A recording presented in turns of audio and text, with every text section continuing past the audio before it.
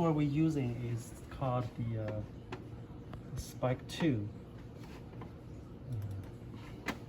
So just open it up and define the channels that is used for the recording purpose.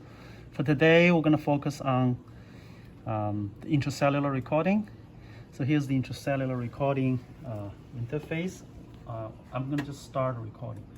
Okay, and we don't see anything yet because we're not recording any normal signal. Right now, the electrode is not positioned on. So what I'm going to do now,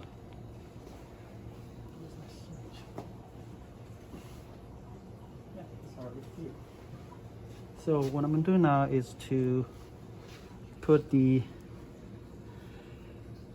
glass pipette into the electrode holder.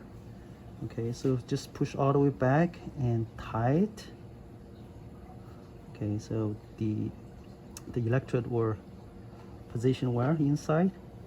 Next, I'm going to over there. Okay, can you see it? So I'm going to move the electrode close to the syringe. Is in the is under the application ceiling, and the ground is also in the application ceiling. So this whole thing is get conducted. Now you can see we have some readings here, minus 91, 92. That's the voltage that is recorded by the electrode. So I'm gonna have to make this to 0 using the DC offset button here, just by turning this.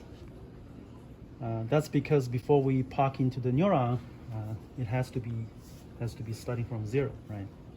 That's the first step. The second step is to look at the quality of the electrode. There's a couple of ways of doing that. Number one is to do, just morphologically look at how sharp the electrode, which we did before. Now, the second way to do that would be using the resistance, to read the resistance of the electrode. So what we do here is to press this button called the electrode test. You can see that the screen gives a number 4, 3 or 4. So I'm going to press this button too, give another decimal, 2.9 mega ohm. That is the resistance for the for this sharp electrode, which is good for the purpose of our experiment. Okay, now the baseline recording is pretty stable, so I continuously make it 0, and you can see on the screen here it's almost 0 as well. So I'm going to zoom out a little bit because the resting membrane potential is about minus 60. So if I'm lucky to record a neuron, the resting potential will be somewhere over here. Then if the neuron fire actual potential is going to be this much. So I continuously adjust the screen, the size of the screen, to zoom in a little bit so that I can see my data better. You can see the baseline is pretty stable. It's 0 recording.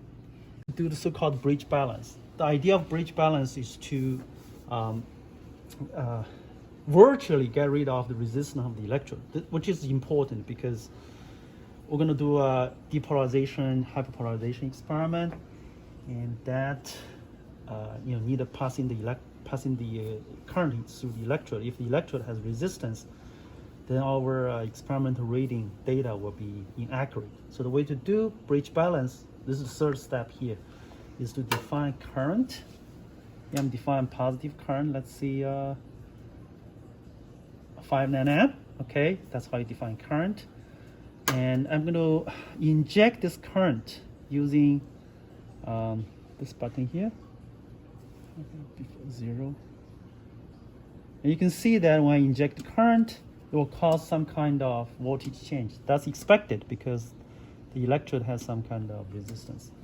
And then I'm going to do bridge balance. So what I'm going to do here is inject.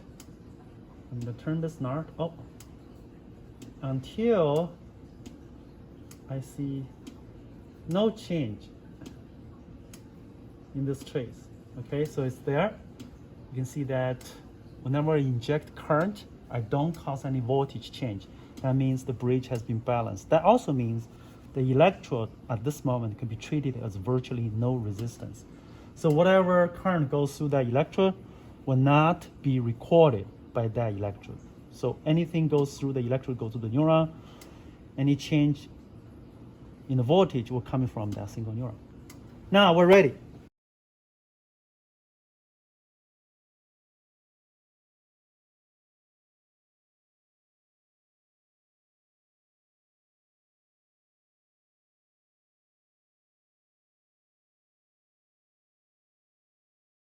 To penetrate through the neuron. And when I penetrate through the neuron, you're going to see the resting membrane potential drop, depending on how healthy the neuron is.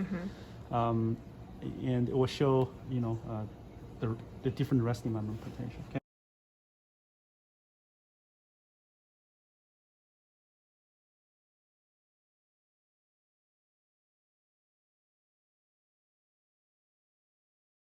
So the neuron has some baseline activity, like the EPSPs here. You see the tiny little bump over there?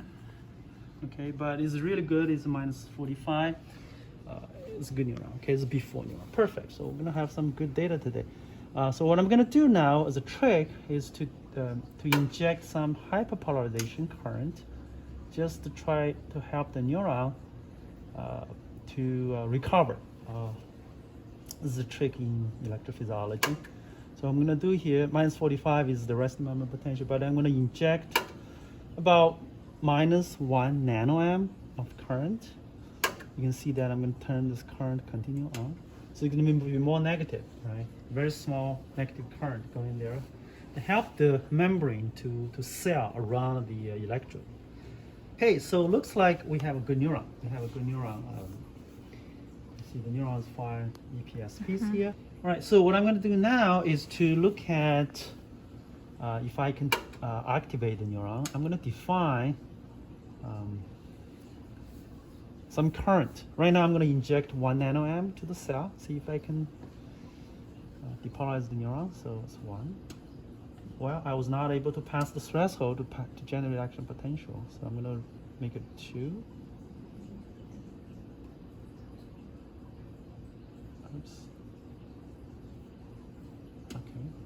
Well, I was able to generate a cutoff action potential and make it 3. 2.9, 3. You can see I get a little bit more action potential. Okay, this just shows the neurons responds very well to the cell, to the depolarization current. Okay, 4,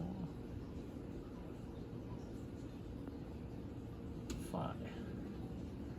Okay, I'm going to continue doing this.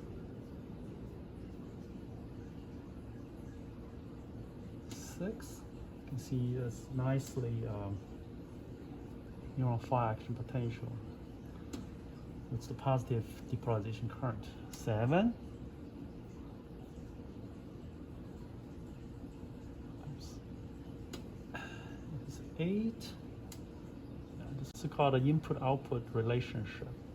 The input is the current. Output is how much neuron, how excitable the neurons could be.